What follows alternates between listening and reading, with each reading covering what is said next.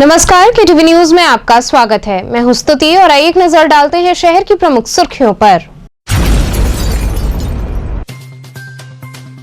गुदौलिया से मैदागिन तक के भवनों को एक ही रंग में रंगे जाने के क्रम में मस्जिद को भगवा रंग में रंगने पर बढ़ा विवाद।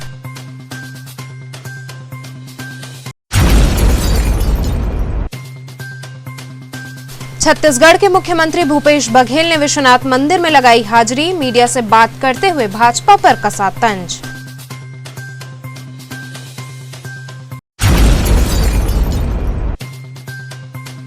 द बनारस बार एसोसिएशन के चुनाव हेतु नामांकन प्रक्रिया गहमा गहमी के बीच हुई संपन्न।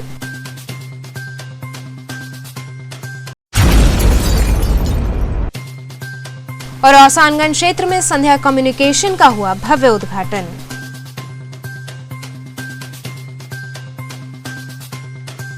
और अब खबरें विस्तार से। गुदौलिया से मैदागिन तक के भवनों को एक रंग में रंगे जाने के क्रम में मस्जिद को भगवा रंग में रंगने पर विवाद बढ़ गया। आगामी 13 दिसंबर को काशी विश्वनाथ धाम के लोकार्पण के मद्देनजर दिन रात तैयारियां चल रही हैं। इसी कड़ी में गुदौलिया से मैदागिन तक के भवनों को एक ही रंग में रंगा जा रहा है। वहीं वीडियो के अधिकारियों ने बुलानाला के पास की मस्जिद को भी गेरुआ रंग में रंग दिया। इसके बाद विवाद बढ़ता देख वीडियो ने फिर से मस्जिद की सफेद रंग में पुताई शुरू की। एजाज जी, क्या प्रकरण रहा, किस बात का विरोध हुआ? देखिए, मुसलमानों में जो था ही और गैर मुस्लिमों में भी एक जगह पान खाने गया तो वहाँ इन्होंने क्या कहा, आप भी उसी में हो गए, उसी कलर में हो गए। तो विरोध किस बात का था? विरोध ये था कि ना हमसे पूछा गया, ना हमें कोई, और रात में करने की क्या ज़रूरत थी? अगर कोई काम करना ही है दिन में करते, पूछ लेते क्या किया जाए क्या नहीं किया जाए तो मामला हल हो जाता। तो प्रशासन तो कह रहा है गेरुआ रंग है ही नहीं। प्रशासन के कहने से हम नहीं मानेंगे, ये डिक्टेटरशिप ही और है। मतलब मान रहे गेरुआ है, मैसेज वही गया। मैसेज वही गया। अब क्या हो रहा है? अब वाइट हो रहा है, अच्छी चीज़ है, प्रशासन मान गया ताकि क्या नाम कोई विवाद ना हो पाए। ये गंगा जमुनी तहजीब है, गंगा जमुनी तहजीब में सब लोग आपस में भाई भाई मिल के क्या नाम रहें। वहीं इस बात पर उत्तर प्रदेश सरकार में कैबिनेट मंत्री अनिल राजभर का बयान आया, जिसमें उन्होंने मीडिया से बात करते हुए कहा कि अगर मेरा बस चले तो हम विश्वनाथ मंदिर में ही नहीं बल्कि सारे देश की मस्जिदों को ही भगवा रंग में रंगवा देंगे। देखिए, भारत का रंग भगवा है। अब भगवा से इतना नफरत क्यों? भारत की पहचान भगवा है। भगवा एक ऐसा रंग है जो भारत और भगवान दोनों का दर्शन कराने वाला रंग है। इसमें इतराज किस बात का है? हमारा बस चले तो पूरे देश को भगवा से रंग दें। तो मस्जिद और मंदिर, मस्जिद में क्या फर्क है भाई? भगवान के घर है, अब भगवान का घर तो भगवा में होना ही चाहिए। और विरोध वो लोग करते हैं जिनको भगवा रंग के बारे में पता नहीं है, वो लोग करें विरोध। हम लोग जानते हैं कि ये भगवा रंग जो हमारे भारत का भी दर्शन कराता है और भगवान का भी दर्शन कराता है। तो आज जो विरोध हो रहा है मस्जिद को लेकर, वो संकीर्ण मानसिकता के लोग विरोध कर रहे हैं। वो करें, सरकार इसका परवाह नहीं करती, न हम लोग परवाह करते हैं। शासन कह रही है हम इसको दिखवा रहे हैं और अगर भगवा रंग होगा तो हटवाते हैं। अरे कोई बात नहीं, भगवा लग गया तो लग गया, हटने वाली कहां बात है।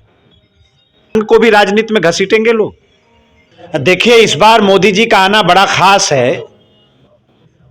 आने को तो मुझे लगता है कि पूरी दुनिया में कोई भी प्रधानमंत्री ऐसा नहीं होगा जो इतनी बार अपने संसदीय क्षेत्र में गया हो जितने बार हमारे पूज्य प्रधानमंत्री जी बनारस आए हैं। लेकिन हर बार आना और इस बार आना बड़ा फर्क है। बाबा विश्वनाथ के कॉरिडोर का उद्घाटन, लोकार्पण, यह ऐतिहासिक काम जिसके आने वाले दिनों में सैकड़ों वर्षों तक हिंदुस्तान जिसको याद रखने वाला है, इतना शुभ काम में जैसे लगता है जब पहले मोदी जी कहा करते थे कि मैं यहां आया नहीं हूं, मुझे मां गंगा और बाबा विश्वनाथ ने बुलाया है, तो जैसे लगा कि बाबा ने प्रधानमंत्री जी को बुलाया है यहां की जनता की सेवा करने के लिए और काशी की जो पुरातन पहचान है उसको जिंदा और उसको जागरण करने के लिए। तो बाबा विश्वनाथ के कॉरिडोर का लोकार्पण हो रहा है, प्रधानमंत्री जी का आगमन हो रहा है, उसके स्वागत में पूरे बनारस के लोग तैयारी कर रहे हैं। घर घर दीपोत्सव और दिवाली का कार्यक्रम बना रहे हैं हम लोग। मंदिर मंदिर, गांव गांव स्वच्छता का कार्यक्रम चल रहा है। भजन कीर्तन गांव गांव चलेगा उस दौरान। और पार्टी ने जो काम प्रयास किया है, हर घर को बाबा विश्वनाथ की प्रसाद और काशी का इतिहास भी पहुंचाने का काम हम सब लोग करेंगे। तो एक बृहद कार्यक्रम, देश के सभी मुख्यमंत्री लोग आ रहे हैं यहाँ पर, उनका भी सम्मेलन होने जा रहा है। उत्तर प्रदेश की कैबिनेट की बैठक भी प्रस्तावित है। देश के सभी मेयर जो हैं उनका आगमन होने वाला है, उनका भी सम्मेलन होने वाला है। और जो हमारा अन्नदाता है, जैविक खेती करने वाला, ऐसे किसानों को भी एक कार्यक्रम में बुलाना और मुख्य अतिथि के रूप में उसमें भी प्रधानमंत्री जी का शामिल होना, ये सब कुछ मिला जुला कर देखा जाए तो बड़ा ही ऐतिहासिक समय इस समय है पूरे उत्तर प्रदेश के लिए, बनारस के लिए, पूरे देश के लिए। बात की जाए, सूबे के मुख्यमंत्री भी यहाँ पर कल से जो है अपना डेरा डाल रहे हैं। मिनी सचिवालय यहाँ पे होने जा रहा है। अच्छा है, मुख्यमंत्री जी यहाँ रुकेंगे, उनके मार्गदर्शन में हम लोग तैयारियां करेंगे तो निश्चित तौर पर वो और जिम्मेदारी पूर्वक वो तैयारी होगी और अच्छी तैयारी होगी। तो मुख्यमंत्री जी यहाँ रुके, अच्छा है। मिनी सचिवालय यहाँ स्थापित हो रहा है तो वो भी तो जरूरी है। प्रदेश का कोई दूसरा काम बाधित ना हो, कोई काम रुके ना, कोई काम प्रभावित ना हो। छत्तीसगढ़ के मुख्यमंत्री भूपेश बघेल ने विश्वनाथ मंदिर में हाजिरी लगाई। वहीं मीडिया से बात करते हुए उन्होंने भाजपा पर तंज कसा। सोमवार की रात्रि छत्तीसगढ़ के मुख्यमंत्री भूपेश बघेल वाराणसी है। इस दौरान उन्होंने बाबा काशी विश्वनाथ मंदिर में हाजिरी लगाई। उन्होंने मंदिर में विधि विधान से पूजन अर्चन किया। वहीं इसके बाद वे पत्रकारों से रूबरू हुए, जिसमें उन्होंने कहा कि विश्वनाथ धाम और मां अन्नपूर्णा का मंदिर भव्य दिख रहा है, लेकिन वहां के महंत ने बताया कि अन्नपूर्णा मंदिर के लिए बहुत छोटा रास्ता दिया गया है और अन्नपूर्णा मंदिर को विश्वनाथ मंदिर से अलग किया जा रहा है। कॉरिडोर के चलते यहाँ के व्यापारी काफी चिंतित हैं। बाबा विश्वनाथ के उस परिसर में चारों कोने में जो मंदिर थे, चाहे शनि के मंदिर हों, चाहे सिद्धि विनायक के मंदिर हैं, और भी जो माँ अम्बा पार्वती की जो मंदिर है, सबको वहाँ से हटा दिया गया। ये काशी के लोगों को बिल्कुल ही पसंद नहीं आ रहा है। लेकिन जिस प्रकार से गुजरात में साबरमती कॉरिडोर बनाया गया, उसी प्रकार से यहाँ बाबा विश्वनाथ कॉरिडोर बना के जो किया जा रहा है, इससे बहुत सारे जो व्यापारी हैं, जिनका परिवार ही बाबा भोलेनाथ के मंदिर से चलता है, वो सब वंचित हो जाएंगे। बड़ी चिंतित भी हैं, दुखी भी हैं। और इस प्रकार से भगवान शिव और अन्नपूर्णा के मंदिर को अलग किया जा रहा है, वो बेहद ही दुखद है और इस प्रकार से निर्णय नहीं लेना चाहिए था। इसे पुनर्विचार किया जाना चाहिए। देखिए, एक चीज़ है कि इस समय प्रियंका जी के नेतृत्व में पूरे कांग्रेस जन काम कर रहे हैं, सारे मुद्दों को एड्रेस करने का काम कर रहे हैं। प्रियंका जी के नेतृत्व में किसानों की लड़ाई है, दलितों की लड़ाई है, नौजवानों की लड़ाई है, वो लड़ी जा रही है। उसके साथ साथ संगठन का भी काम लगातार हो रहा है। तो हमें पूरा विश्वास है कि बहुत बढ़िया रिजल्ट कांग्रेस के पक्ष में आएगा। बेरोजगारों के साथ छल कर रहे हैं और महिलाओं के साथ, दलितों के साथ जो घटना है उसके बारे में लगातार प्रियंका जी जाके, चाहे हाथरस का मामला हो, चाहे उन्नाव का मामला हो, उस सब जगह आदरणीय प्रियंका जी गई हुई हैं, वो लड़ाई लड़ रही हैं। तो आज पूरे प्रदेश में स्थिति बहुत भयावह है। आज इस सरकार से किसान निराश है, नौजवान निराश है। व्यापारियों से मैं पिछले दिनों मिला लखनऊ में, व्यापारियों से मैंने पूछा दीपावली कैसी रही। उन्होंने कहा बहुत फीकी रही। फीकी होने के कारण यही है कि आम जनता के बीच में, आम जनता के जेब में पैसा ही नहीं है। मैंने उनसे पूछा कि आखिर आपके दीपावली इतना फीका क्यों रहा। उन्होंने कहा कि हमारे ग्राहकों के जेब में पैसा नहीं है। तो ये जो गुजरात मॉडल है 2014 में जो मोदी जी ने जो कहा था, वो गुजरात मॉडल पूरी तरह से फेल है। बल्कि अब तो छत्तीसगढ़ मॉडल की बात हो रही है, क्योंकि राहुल जी जब गए थे 2018 के चुनाव के पहले और उन्होंने किसानों से वादा किया था कि हमारी सरकार आएगी तो हम ऋण माफ़ी करेंगे, 2500 रुपये क्विंटल में धान खरीदी करेंगे जो तेंदुपत्ता है वो 2500 से बढ़ाकर 4000 प्रति मानक बोरा की दर से खरीदा जाएगा। ये सारी बातें, चाहे हम चावल देने की बात है, 35 किलो चावल 56 लाख परिवारों को प्रति किलो 1 रुपये के हिसाब से दे रहे हैं, 400 यूनिट तक की बिजली बिल आधा दे रहे हैं। ये सारे वादे राहुल जी ने वहाँ की जनता से किए थे और आज 3 साल बीतने के बाद भी मैं गर्व के साथ कह सकता हूँ कि जो वादे हमारे नेताओं ने या हमारे घोषणा पत्र में हम लोगों ने जो किया था उसमें से अधिकांश वादे हमने पूरे किए हैं। और आज पूरे देश में जो मवेशी खुले में घूम रहे हैं उसके कारण से जहाँ रोड एक्सीडेंट हो रहा है, वहीं फसल रखवाली के लिए किसान भटक रहे हैं, रात रात भर जागरण कर रहे हैं। और इस समस्या के निदान हमने छत्तीसगढ़ में किया है। 2 रुपये प्रति किलो के हिसाब से गोबर खरीदी कर रहे हैं। हम वहाँ जो गौठान के निर्माण किए हैं, 7,777 गौठान के निर्माण कर चुके हैं। 10,000 इस साल करने का लक्ष्य हमारा है और 1 साल के भीतर में हमने 54 लाख क्विंटल गोबर खरीदी की। और जो भूमिहीन जो मजदूर हैं उनको भी इसका लाभ मिला, जो गौपालक हैं, जो चरवाहे हैं, वो उनको भी लाभ मिला। और जिनके पास कुछ भी नहीं था, ऐसे लोग भी गोबर बेच के कोई अपनी पत्नी के लिए मंगलसूत्र बनाए, कोई अपना मकान। दी बनारस बार एसोसिएशन के चुनाव हेतु नामांकन प्रक्रिया गहमागहमी के बीच संपन्न हुई।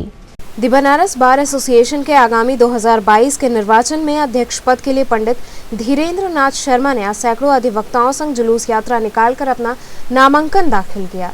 धीरेन्द्र शर्मा ने अध्यक्ष पद के लिए 2 सेटों में अपना नामांकन दाखिल किया है। पूर्व निर्धारित कार्यक्रम के अनुसार दी बनारस बार एसोसिएशन के मुख्य द्वार पर अधिवक्ताओं का भारी समूह इकट्ठा हुआ और जुलूस के रूप में निकलकर पूरी दीवानी एवं कलेक्ट्रेट कचहरी में जनसंपर्क करने के पश्चात धीरेन्द्र शर्मा ने अपना नामांकन दाखिल किया। जुलूस में प्रमुख रूप से bar council of Uttar Pradesh के सदस्य अरुण त्रिपाठी, पूर्व अध्यक्ष राजेश मिश्रा, पूर्व महामंत्री आनंद मिश्रा, अभय दीक्षित इत्यादि अधिवक्तागण उपस्थित रहे। वहीं इस दौरान नामांकन प्रक्रिया गहमागहमी के बीच संपन्न हुई। विभिन्न गुटों में सैकड़ों की संख्या में अधिवक्ता प्रत्याशियों ने अपने समर्थकों के साथ कचहरी परिसर में जुलूस निकाल करके नामांकन किया। वहीं महामंत्री पद पर कांटे की टक्कर देखी जा रही है। आज हमारे वरिष्ठ साथी पंडित धीरेन्द्र नाथ शर्मा, जो कि अधिवक्ताओं के सुख दुख के साथी हैं, आज बनारस बार से अपना नामांकन करने जा रहे हैं। इसके लिए मैं उनको बहुत बहुत शुभकामनाएं देता हूं। इसके साथ ही मैं यह कहना चाहता हूं कि धीरेन्द्र नाथ जी 62 वर्ष की उम्र के बावजूद जिस प्रकार से दिन रात अधिवक्ताओं के लिए संघर्षरत रहते हैं, छोटे से लेकर के बड़े मुद्दों को अपनी आवाज़ बुलंदी से उठाते हैं, इसके लिए उन्होंने अधिवक्ताओं को गौरव दिया है। इस तरह के प्रत्याशी को अध्यक्ष बनना चाहिए, जिससे हमारे अधिवक्ता समाज की मर्यादा और भी उत्कर्ष पर पहुंचे। कुछ बातें जो आपके माध्यम से मैं अपने सारे अधिवक्ता समाज और काशी की जनता को बताना चाहता हूं कि जब वो बनारस बार के महामंत्री थे, तो महामंत्री पद पर रहते हुए उन्होंने पूरे बार के भवन को वातानुकूलित कराया। ये अधिवक्ताओं के लिए एक बहुत बड़ी राहत थी। कुर्सियों की व्यवस्था बहुत खराब थी, उन्होंने बहुत बढ़िया उसमें नई नई कुर्सियां लगवाई और बार भवन को एक नई ऊंचाई, एक नए गौरव की तरफ ले गए। और जो आज उन्होंने अपना सबसे बड़ी मांग रखी है कि अध्यक्ष बनते ही वो वाराणसी में अधिवक्तापुरम की स्थापना के लिए प्रदेश सरकार से मांग करेंगे, जिससे हमारे अनेक अधिवक्ताओं का कल्याण निहित है। अतः मैं आपके चैनल के माध्यम से अपील करता हूं सारे अधिवक्ताओं से कि भारी से भारी मतों से अधिवक्ताओं के गौरव पंडित धीरेन्द्र नाथ शर्मा को दी बनारस बार एसोसिएशन वाराणसी का अध्यक्ष निर्वाचित करने की कृपा करें। क्या मुद्दा रहेगा? मुद्दा है अधिवक्ताओं के हित, कल्याण और सुरक्षा से संबंधित जितनी भी चीज़ें हैं उनको ध्यान देना। अपने मातृ संस्था bar council of Uttar Pradesh, bar council of India का ध्यान आकृष्ट कराना। अधिवक्ता, युवा अधिवक्ताओं और जो हमारे अधिवक्ता कोविड में गुजरे हैं और आगे हमारे अधिवक्ता से के जितने भी सुरक्षा से संबंधित कानून हैं उनको लागू किया जाए। अधिवक्ता आजीवन दूसरे के लिए न्याय के लिए लड़ता है, अधिवक्ता के साथ कभी न्याय नहीं होता। औसानगंज क्षेत्र में संध्या कम्युनिकेशन का भव्य उद्घाटन हुआ। औसानगंज स्थित डीएवी कॉलेज के कॉम्प्लेक्स में संध्या कम्युनिकेशन का भव्य शुभारंभ हुआ। इस अवसर पर पूजन अर्चन कर अधिष्ठाता गौरव श्रीवास्तव ने मुख्य अतिथि समाजवादी पार्टी के वरिष्ठ नेता किशन दीक्षित का माल्यार्पण कर उनका स्वागत किया। मुख्य अतिथि किशन दीक्षित ने भी आशीर्वाद दिया। इस अवसर पर शंकर श्रीवास्तव, ईशान श्रीवास्तव, टीएसएम, अंचल मिश्रा, अनु श्रीवास्तव सहित अन्य वरिष्ठ लोग उपस्थित रहे। किशन जी, आज उद्घाटन हुआ संध्या कम्युनिकेशन का, क्या संदेश देंगे? मैं गौरव श्रीवास्तव जी जो हमारे छोटे भाई हैं और हमारे हर सुख दुख के साथी हैं, मैं इनको बहुत बहुत बधाई देना चाहता हूँ कि आज संध्या कम्युनिकेशन के माध्यम से आपने जुगाड़ को उद्घाटन किया है और हम सब आपको आशीर्वाद के साथ साथ शुभकामनाएं देते हैं और आप अपने जीवन में और तरक्की करें और आगे बढ़े। इस हर कदम पे हम आपके साथ हैं और आगे भी रहेंगे। संपूर्णानंद संस्कृत विश्वविद्यालय में आयोजित श्री राम कथा के अंतर्गत धनुष यज्ञ लीला का मंचन किया गया। संपूर्णानंद संस्कृत विश्वविद्यालय में आयोजित श्री राम कथा के अंतर्गत धनुष यज्ञ लीला का मंचन हुआ। इस दौरान उपस्थित भक्तगण इस अद्भुत लीला को देखकर भाव विभोर हो गए। कथा के दौरान लीला के सजीव मंचन ने साक्षात प्रभु स्वरूप का आभास कराया। इस दौरान कथा स्थल भक्तों से पटा रहा।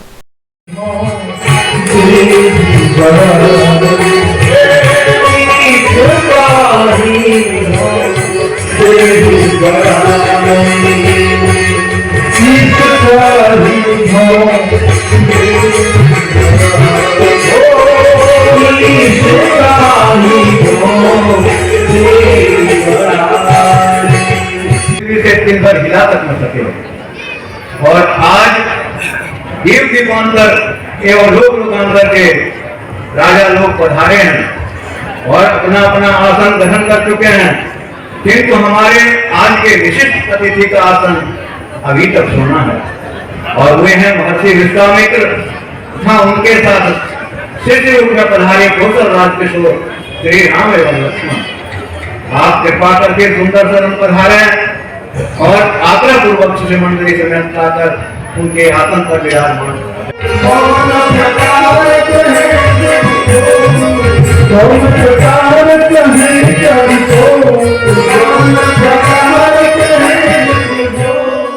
अर्बन हाट में चल रहे गांधी शिल्प बाजार में लोगों की काफी भीड़ देखने को मिल रही है। चौकाघाट स्थित सांस्कृतिक संकुल अर्बन हाट में आयोजित गांधी शिल्प बाजार में लोगों की काफी भीड़ देखने को मिली। यहाँ लगे विभिन्न स्टॉलों का लोगों ने अवलोकन किया, साथ ही इनकी जमकर खरीदारी की, जिसमें विशेष रूप से लकड़ी से निर्मित वस्तुएं, सजावटी सामान, आर्टिफिशियल फ्लावर के साथ ही टेराकोटा से बनी ज्वेलरी, कश्मीर का विशेष पश्मीना, पंजाब की फुलकारी इत्यादि लोगों के आकर्षण का केंद्र बने हुए हैं और लोग इनकी खूब खरीदारी कर रहे हैं। किस तरह का ये यहाँ पे शिल्प मेला लगा है और क्या क्या इसमें है? ये गांधी शिल्प बाजार जो हस्तशिल्पियों के सीधा शिल्पी हैं, जो उनके उत्पाद होते हैं, उनके उत्पाद को सीधा बाजार में लाने के लिए भारत सरकार द्वारा हस्तशिल्प बाजार और गांधी शिल्प बाजार मेले का आयोजन किया जाता है, जिसमें जो भी शिल्पी आते हैं इनको स्टॉल निःशुल्क दिया जाता है और आने जाने का भाड़ा प्लस 300 रुपये प्रतिदिन के हिसाब से इनको डीए भी दे होता है और जो शिल्पी अपना माल सेल करते हैं वो उसकी बिक्री सीधे उनके खाते में जाती है। इसका मेन उद्देश्य ये होता है कि शिल्पी और बिचौलियों को दूर करते हुए शिल्पी और ग्राहक का सीधा संपर्क स्थापित किया जाए। यहाँ पर आपको लखनऊ का चिकन, गोरखपुर का टेराकोटा, आगरा के लेदर, जयपुर की जूती, hand block painting, craft, Madhubani painting, बहुत सारे पूरे भारतवर्ष, कश्मीर की शॉल, भदोही की कारपेट, बहुत सारे पूरे भारतवर्ष के जो सिद्ध शिल्पी हैं उनके उत्पाद यहाँ उपलब्ध हैं और वो अपनी प्रदर्शनी कर रहे हैं। क्या कहना चाहेंगे काशीवासियों से? हम काशीवासियों से अपील करना चाहेंगे कि आपके शहर में पूरे भारतवर्ष के जो है शिल्पी आए हैं, आप लोग मेले में आए, शिल्पियों के उत्पाद को देखें, सराहें और उनकी खरीदारी करें, जिससे उनका उत्साह बढ़ता है। कब तक रहेगा ये मेला? कितने बजे से कितने बजे? मेला 13 दिसंबर को समाप्त होगा और सुबह 10 बजे से लेकर रात को 8 बजे तक इस मेले की होती है। प्रियंका जी कहाँ से आई हैं? जयपुर से। जयपुर से आई हैं। क्या क्या रखी है? गोटा पत्ती के सेट्स वगैरह है, लहंगा वगैरह है, कुर्तीज वगैरह है, प्लाजो सेट्स है। तो किस तरह के रेंज के आपके पास ये है? मेला में कब से आप लगा रही हैं इस तरह के स्टॉल? मेरी बहुत कम रेंज से शुरू है, 350, 400, 500 और 2-3 हज़ार तक के में। सब सारे नए रेंज हैं, तो क्या कहना चाहेंगी सम्मानित ग्राहकों से? सम्मानित ग्राहकों से तो हम यही कहना चाहेंगे कि बहुत अच्छा है, मेले में हर चीज़ मिल रही है। यहाँ पे हर स्टॉल पे जगह जगह की चीज़ें एक ही जगह मिल रही है, तो आके यहाँ जरूर देखिए। आशा जी आज मेले में आई हैं, खरीदारी कर रही हैं, कैसा मेला लगा है? मेला तो यहाँ बहुत ही अच्छा है और रेंज भी सही है। इसमें लेना आम आदमी को आना ही चाहिए यहाँ पे। भाई आएंगे तभी नहीं यहाँ के लोकेशन का उठाएंगे। हाँ भाई संस्कृति है हमारे देश का, तो यहाँ हर तरह के वैरायटी है, आके देखना चाहिए। अच्छा है मेला बहुत ही अच्छा, इसमें कोई दो राय नहीं। फरार अभियुक्त इफ्तिखार खान के बुलेटिन स्थित आवास पर पुलिस ने नोटिस चस्पाकर डुगडुगी बजवाई। सोमवार को अपराध संख्या 82/2021 धारा 8/20 NDPS एक्ट के फरार अभियुक्त इफ्तिखार खान निवासी बुलेटिन थाना चौक वाराणसी के आवास पर नोटिस चस्पा किया गया, साथ ही डुगडुगी बजवाई गई। विवेचक राजेंद्र यादव SI चौक प्रभारी पुलिस बल के साथ पहुंचकर डुगडुगी बजवाई व नोटिस चस्पा की।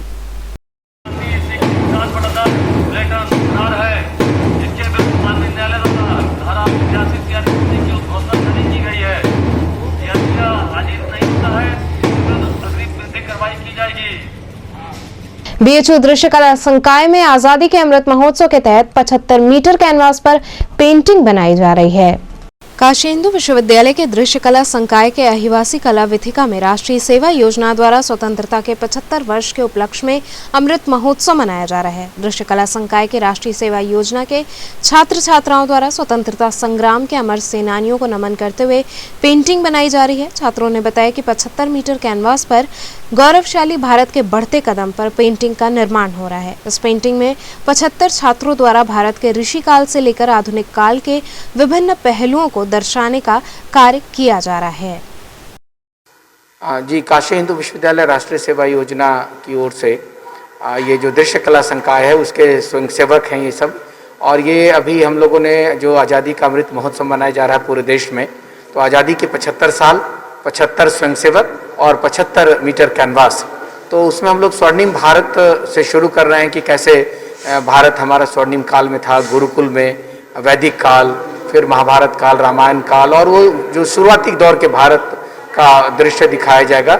और उसके बाद से दूसरा जो पीरियड है जब हमारे यहाँ आए विदेशियों का आगमन हुआ और उस पीरियड में भारत की क्या स्थिति थी, और फिर तीसरा जो सेगमेंट है वो स्वतंत्रता आंदोलन का है जो 1947 से आरंभ होकर वो ये शुरू स्वतंत्रता आंदोलन का जो पूरा हिस्सा है, जो सन्यासी विद्रोह है या 1857 की क्रांति है, उसके बाद तमाम गांधी जी का आगमन और लाल बाल पाल सभी को दर्शाते हुए, और फिर चौथे सेगमेंट में हम लोग भारत की स्वतंत्रता से आरंभ कर रहे हैं 1947 से, और कैसे हमारा भारत धीरे धीरे विकास के पथ पर अग्रसर हो रहा है। उसमें हमारा जय जवान जय किसान, श्वेत दुग्ध क्रांति, पोखरण परीक्षण, टेलीविज़न का आगमन, एशियन गेम, ये सब को दिखाते हुए, और हम लोग पूरे चौथे सेगमेंट में 1947 से लेकर लगभग 85 तक की घटना 1985 तक को रखेंगे।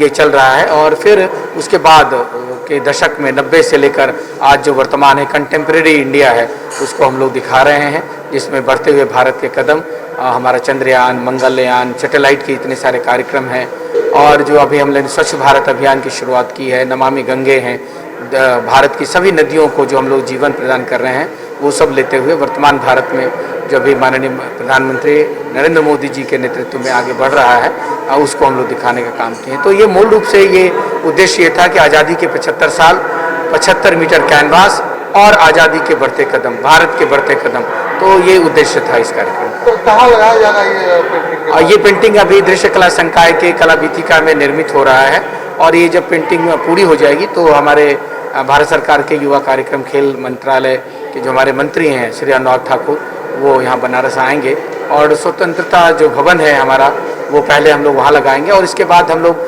75 स्थानों पर इसको लगाने की योजना है। ये काशी के विभिन्न घाटों पे भी लगाया जाएगा, और पब्लिक प्लेस पे लगाया जाएगा, और फिर ये देश के अन्य विश्वविद्यालयों में, दिल्ली में अभी मेरी बात चल रही है, इंडिया हेरिटेज सेंटर पे भी ये जो 75 मीटर का कैनवास है उसको वहाँ लगाया जाएगा, और देश के तमाम हिस्सों में, पूर्वोत्तर में भी, दक्षिण भारत में भी ये लगाया जाएगा, क्योंकि यह आज़ादी का अमृत महोत्सव है, तो ये हम सब के लिए हर्ष की बात है। तो ये बच्चे पेंटिंग कर रहे हैं, 75 बच्चे हैं हमारे इस पूरी टीम में। और आपको जैसा कि हमने कहा कि 5 सेगमेंट में हमारा ये कार्यक्रम है, तो हर सेगमेंट में 15 बच्चे हैं, एक टीम लीडर है, और उस तरह से हम लोग ने पहले लेआउट तैयार कर लिया है। और लगभग अभी हम लोग काम आज इस वर्कशॉप का 5वां दिन है, तो काफ़ी काम आगे बढ़ चुका है और एक हम लोग विजुअलाइज कर चुके हैं, हम देख पा रहे हैं कि हम क्या पोर्ट्रेट करेंगे और बहुत जल्दी हम लोग इसको पूरा कर पाएंगे। The central bar association Banaras की ओर से पत्रकार वार्ता आयोजित हुई। The central bar association Banaras के अध्यक्ष अशोक कुमार उपाध्याय ने पत्रकारों से मुखातिब होते हुए कहा कि the central bar association Banaras Varanasi Purvanchal का ऐतिहासिक व गौरवमयी बार है। इसमें अधिवक्ताओं की संख्या लगभग 8000 है। इधर बीच विगत कुछ वर्षों से कचहरी परिसर का वातावरण वकालत से इतर होकर चुनावी ज्यादा होने लगा है, जिसमें नवागत अधिवक्ताओं का सदुपयोग न होकर राजनीतिक उद्देश्यों के लिए दुरुपयोग होने लगा है। इन सभी बातों पर कचहरी के तमाम वरिष्ठ व नौजवान अधिवक्ताओं से व्यापक विचार विमर्श करने के बाद प्रबंध समिति व आम सभा द्वारा वर्ष 2021 में 10 वर्ष के नीचे व 10 वर्ष के ऊपर के 2-2 पदों के आम राय होने पर अधिवक्ता हित में समाप्त करते हुए वरिष्ठ उपाध्यक्ष वकालत 20 वर्ष से ऊपर और एक कनिष्ठ उपाध्यक्ष वकालत अनुभव 10 वर्ष से ऊपर का पद स्थापित कर नियमानुसार वैधानिक रूप से बार के बायलॉज में संशोधन किया गया। हमारी जो बातें हैं, एल्डर कमेटी को हमने जो बायलॉज प्रोवाइड कराया है उसी से चुनाव होना चाहिए, वही वैधानिक है, वही सही है। और एल्डर कमेटी को अधिकार नहीं है कि वो अपने मन से पुराने बायलॉज से चुनाव कराने का कोई निर्णय ले ले। उन्होंने गलत किया है, इसकी घोर निंदा करता हूँ। क्या निर्णय उनका है और क्या आपकी एल्डर कमेटी ने जो बायलॉज उसको प्रोवाइड कराया गया 2021 का सेंट्रल बार का, उसको नकारते हुए उन्होंने 2017 का जो इनफ्लेक्चुअस बायलॉज है, अपूर्ण है, उससे चुनाव कराने का चुनाव कार्यक्रम की घोषणा कर दिया है। तब मुझे ये पत्रकार वार्ता बुलानी पड़ी। हमारी मांग यही है कि जो बायलॉज कहता है, देखिए हमारी संस्था है, हम कोई गांव की खेती नहीं कर रहे हैं, बनिया की दुकान नहीं है। ये 8000 वकीलों की गौरवमयी संस्था है और इस पर बैठने वाले व्यक्ति यहाँ के लोगों द्वारा चुने जाते हैं।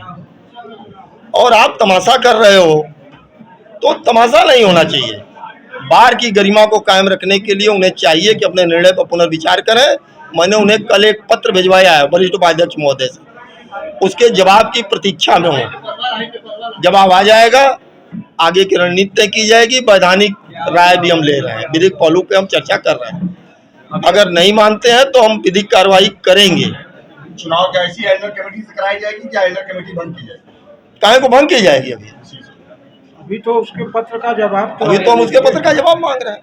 अभी अपने वक्तव्य में आपने कहा था कि जो प्रत्याशी चुनाव लड़ रहे हैं उनको आने वाले समय में भुगतना पड़ेगा, नुकसान उठाना पड़ेगा। कल को अगर न्यायालय से पूरा चुनाव इनवैलिड घोषित हो जाएगा तो वो कहीं के नहीं रहेंगे। एल्डर कमेटी चुनाव करा के खाली हो जाएगी और राजनीति करने वाले जो छद्मवेशी हैं, युवाओं के हितैषी बन रहे हैं, वो अपना काम कर ले जाएंगे और ये युवा फिर सड़क पे टहलेंगे।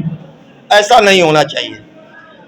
मैं युवाओं के प्रति संपूर्ण रूप से समर्पित हूँ।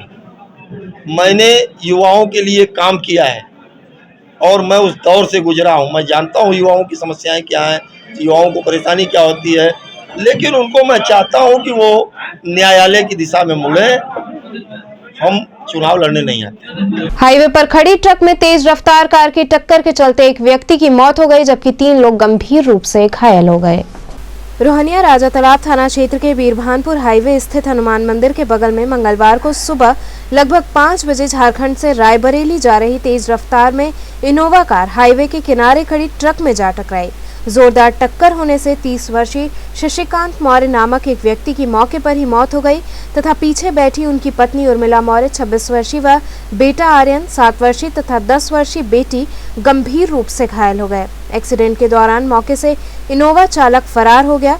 घटना की जानकारी होने पर तत्काल मौके पर पहुंचे राजा तालाब थाना प्रभारी रामाशीष ने अपने सहयोगी सिपाहियों के साथ तथा ग्रामीणों की मदद से क्षतिग्रस्त इनोवा कार में फंसे घायल लोगों को काफी मशक्कत के बाद बाहर निकाला। सभी घायलों को एम्बुलेंस से बीएचओ स्थित ट्रॉमा सेंटर इलाज के लिए भर्ती कराया गया तथा मृतक के शव को अपने कब्जे में लेकर पोस्टमार्टम हेतु भेजा गया। रोडवेज कर्मचारी संयुक्त परिषद द्वारा सभा आयोजित की गई।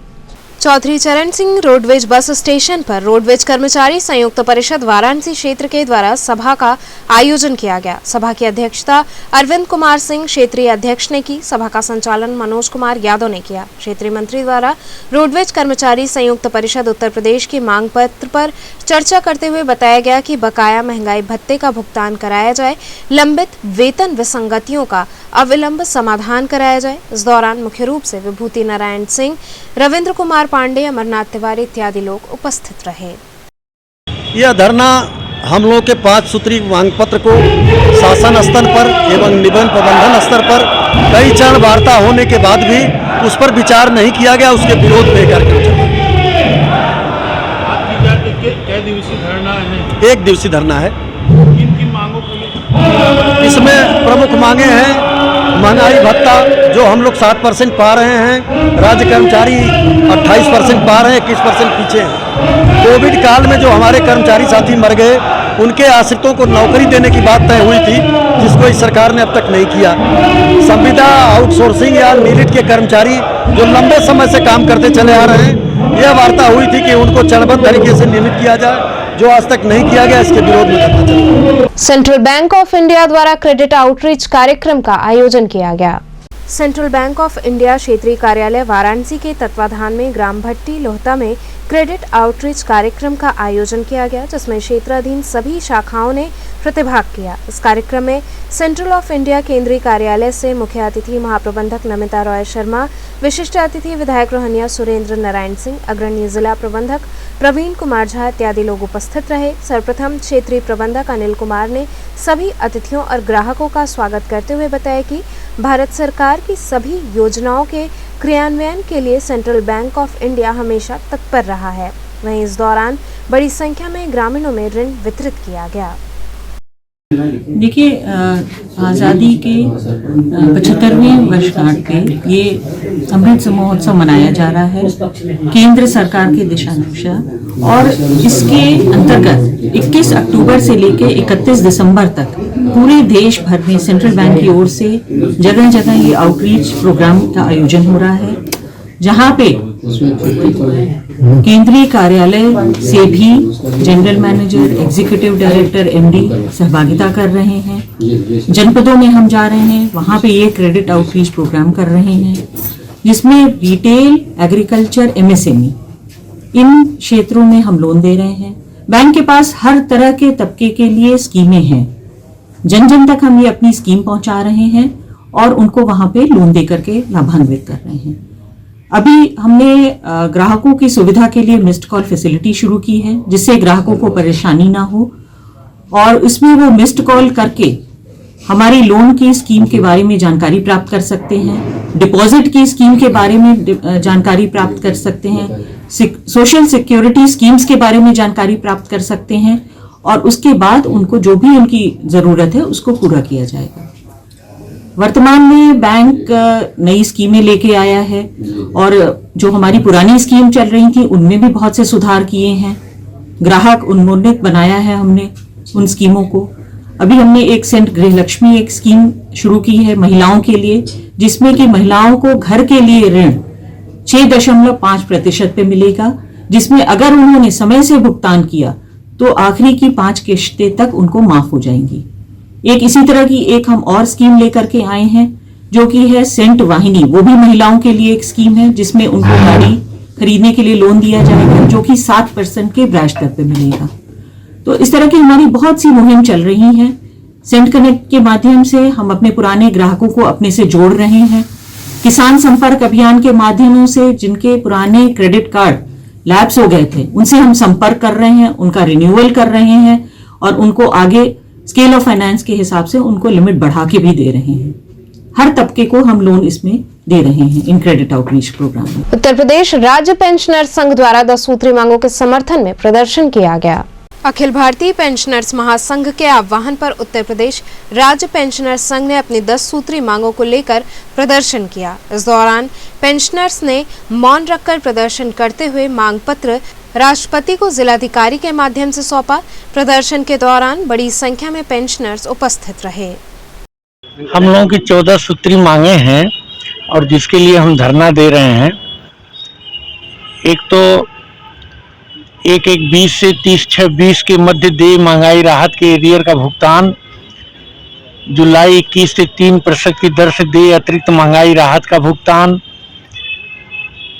प्रमुख सचिव वित्त विभाग की अध्यक्षता में गठित सलाहकार समिति की बैठक आयोजित किया जाना, चिकित्सा परिचर्या नियमावली की व्यवस्था अनुसार कैशलेस चिकित्सा की व्यवस्था की जाए, ये सबसे महत्वपूर्ण मांग है हमारी।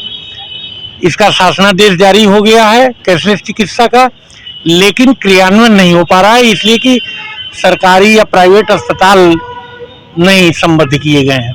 सुहेलदेव भारतीय समाज पार्टी द्वारा प्रेस वार्ता आयोजित की गई। सुहेलदेव भारतीय समाज पार्टी के प्रदेश प्रवक्ता शशि प्रताप सिंह ने बताया कि 8 दिसंबर को सरदार पटेल एकता समारोह व विशाल जनसभा हटिया छत्रीपुर हनुमान मंदिर भरलाई शिवपुर में होने जा रहा है, जिसमें मुख्य अतिथि रामप्रसाद चौधरी, पूर्व मंत्री समाजवादी पार्टी व ओम प्रकाश राजभर, सुभाषपा उपस्थित होंगे। कल आप लोगों का किस तरह का प्रोग्राम हो रहा है? कल शिवपुर विधानसभा के अंतर्गत छतरीपुर हटिया ग्राम में बाबा हनुमान जी के मंदिर के प्रांगण में सरदार वल्लभ भाई पटेल एकता समारोह, राजभर पटेल भाईचारा सम्मेलन के रूप में मनाया जा रहा है, जिसमें मुख्य अतिथि समाजवादी पार्टी के पूर्व मंत्री रामप्रसाद चौधरी जी और उस कार्यक्रम का अध्यक्षता सुहेलदेव भारतीय समाज पार्टी के राष्ट्रीय अध्यक्ष माननीय ओम प्रकाश राजभर जी, पूर्व मंत्री उत्तर प्रदेश सरकार रहेंगे। इस कार्यक्रम से हम एक संदेश देना चाहते हैं कि जिस तरह भाजपा की सरकार ने सोशल डिस्टेंसिंग का नारा देकर और जाति जाति को अलग कर दिया है। सोशल मतलब सामाजिक होता है, सामाजिक डिस्टेंसिंग का मतलब क्या हुआ कि आप किस समाज से हैं, हम किस समाज से हैं, आप किस समाज से हैं। क्या हम लोगों को आपस में सोशल डिस्टेंसिंग रखना चाहिए? कोरोना बीमारी आई, कोविड आई, मुझे फिजिकल डिस्टेंसिंग रखना है, शारीरिक दूरी बनाना है 5 फीट 8 फीट 10 फीट की, ना कि सामाजिक दूरी बनाना है। तो इन लोगों ने जो 2 साल में कोरोना के नाम पर सोशल डिस्टेंसिंग, सामाजिक डिस्टेंसिंग करके जात जात को लड़ा के, भाई भाई को लड़ा के, हिंदू मुसलमान को लड़ा के, मंदिर मस्जिद के नाम पर लड़ाकर और यह बंटवारा करने का काम कर रहे हैं। उसी कड़ी में हम लोग सभी जाति के लोगों का सम्मेलन कराकर, अभी आपने देखा मुनारी में हमने प्रजापति सम्मेलन करवाया, उसके बाद पाल सम्मेलन करवाया, कल पटेल सम्मेलन करवाएंगे, आगे लोहार सम्मेलन कराएंगे, कोहार सम्मेलन कराएंगे, नाई सम्मेलन कराएंगे। जितने लोगों को 2-2.5 साल में लोगों ने सोशल डिस्टेंसिंग का नारा देकर सामाजिक दूरी बढ़ाया है, सबको एक सूत्र में बांधने का काम करेंगे और एक गुलदस्ता बनाकर जिसमें सारे रंग होंगे, लाल, पीला, हरा, नीला, गुलाबी, सबको एक साथ जोड़कर और उत्तर प्रदेश को बचाने का काम और भाजपा को हटाने का काम करने का हम लोग काम करेंगे, जिसका शुभारंभ कल हम लोग करने जा रहे हैं। तो चलते चलते पुनः एक नजर डालते हैं शहर की प्रमुख सुर्खियों पर। गुदौलिया से मैदागिन तक के भवनों को एक ही रंग में रंगे जाने के क्रम में मस्जिद को भगवा रंग में रंगने पर बढ़ा विवाद।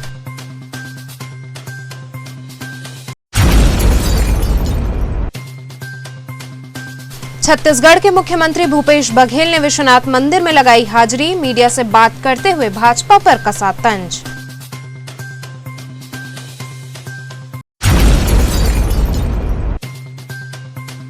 द बनारस बार एसोसिएशन के चुनाव हेतु नामांकन प्रक्रिया गहमा गहमी के बीच हुई संपन्न।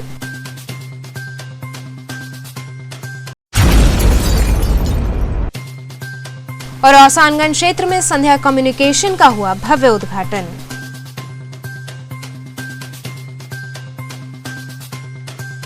तो ये थे आज के समाचार, कल फिर होगी मुलाकात, तब तक के लिए नमस्कार।